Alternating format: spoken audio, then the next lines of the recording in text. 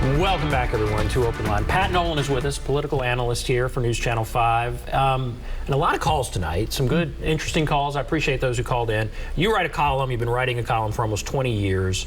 One of the things you'll be talking about are these congressional races, at least one of the congressional races, the fifth, where there's an district, yeah. open. That's the open seat, right, because that's where Jim Cooper would have been the incumbent, but decided not to run again. After it was redone by the Republican legislature, he didn't feel like he could win, so he decided not to run. And this particular seat was drawn without an incumbent.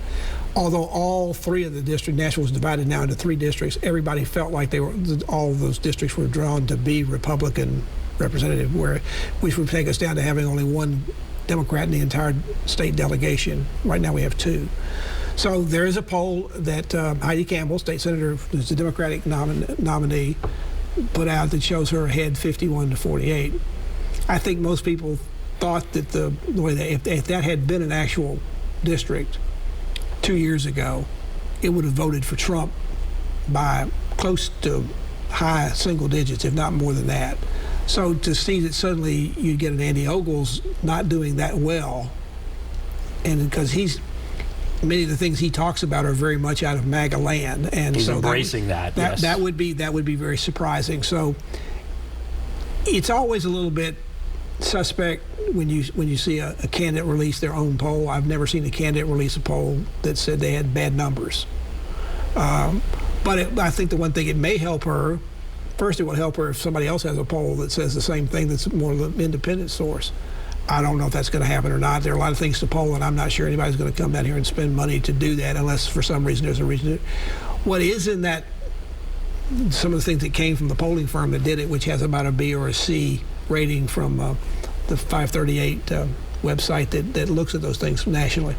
I'm not sure what the one thing that will help her folks who believe is that it will be some idea that maybe they do have at least a chance. And I think right now, I can never forget when, in 2018, when Carl Dean was running for mayor, running for governor, I was not in the city, but I was out of town and found the first poll online of what the race was between he and Bill Lee. Bill Lee had won the Republican nominee, and you sort of wondered whether the Republicans were going to be divided because they had a very contentious primary. First poll comes out, he's down 20 points, Carl Dean. Carl Dean was down, and all the poll numbers stayed that way all the way through, and same thing happened for Phil Bredesen. So early polls like that can be not only crushing, be great for the people who are going to win, but for the people who are trying to defeat somebody like that, knowing it's a long shot when you already found out. It's like you think you have a chance in a baseball game and the other team scores like 5 runs in the first inning. You know, then it just gets further back. So it may help. I'm not sure. I'm going to talk about that poll, but basically sort of say, take a big grain of salt with that. Don't put any money on it, but wait and see. I mean, there are some things nationally in going on. It appears in some of the races for Congress and particularly in the Senate that it's a little bit treating back towards Democrats than what it was. Early in the year, it looked like the Republicans are going to win a smashing victory. They're going to have huge numbers, huge gains in the House, enough gains in the Senate to take it back over. Of course, it's 50-50 there. Now there are people, including Mitch McConnell, who sort of said, well, it may not be that good in the Senate.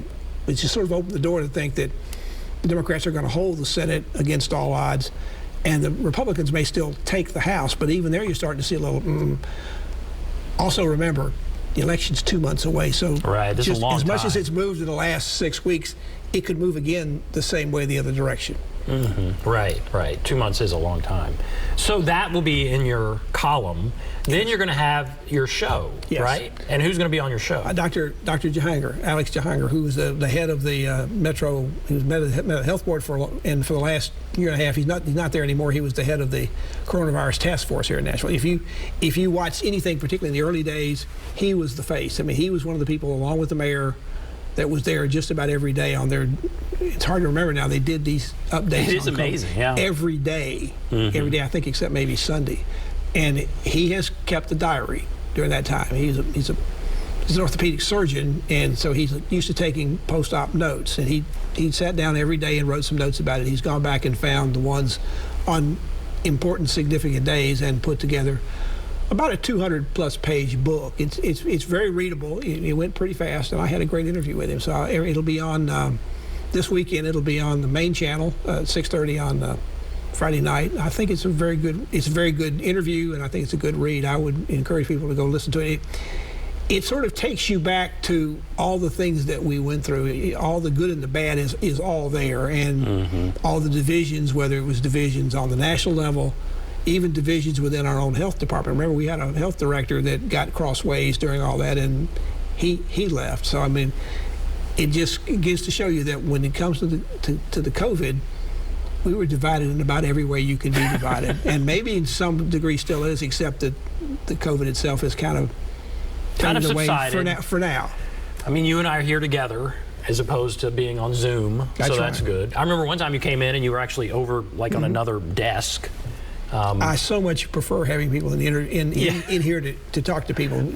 For your show, you were doing Zoom all the time. All our stuff was that way. We probably went for about a year and a half doing everything on Zoom. Absolutely. Well, Pat, all right, we are going to take a break. I'll come back, wrap everything up. We'll be back right after this.